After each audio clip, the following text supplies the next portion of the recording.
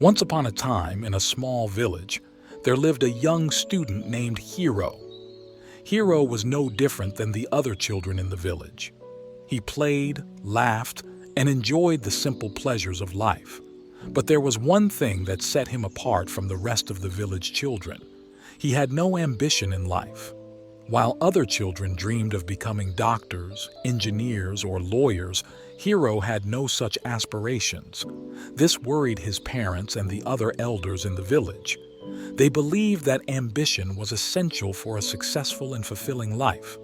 However, Hero knew deep down that he was content with the simple life he led.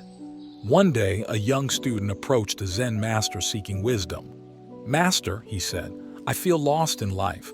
I have no ambition and I feel like I've been wandering aimlessly for years. Can you help me find my purpose?" The master smiled kindly at the young student and asked him to sit down.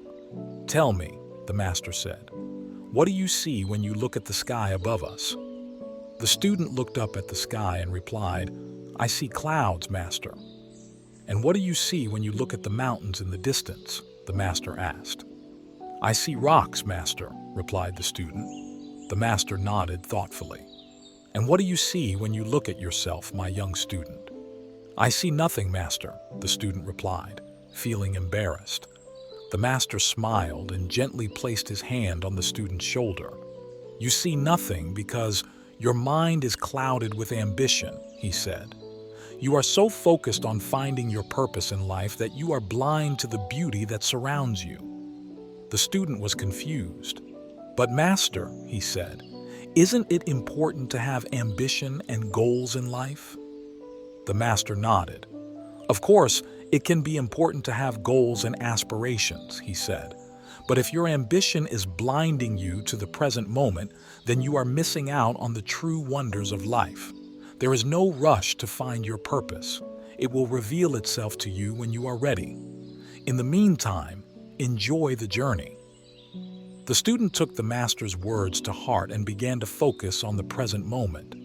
He found joy in small things, like the warmth of the sun on his face and the sound of birds chirping in the trees. He stopped worrying about finding his purpose and instead allowed himself to be guided by his intuition. Years later, the student returned to the master and thanked him for his wisdom. "I finally understand what you meant," he said. "I stopped searching for my purpose, and in doing so, I found it.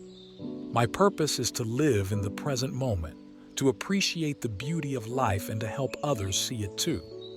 The master smiled knowingly. "You have learned well, my student," he said. "Remember, the purpose of life is not to find your purpose. It is to embrace the journey and let your purpose find you." Although having no ambition at all might not be advisable, this Zen story illustrates the importance of living in the present moment, appreciating the beauty around us, and trusting that one's purpose will reveal itself naturally.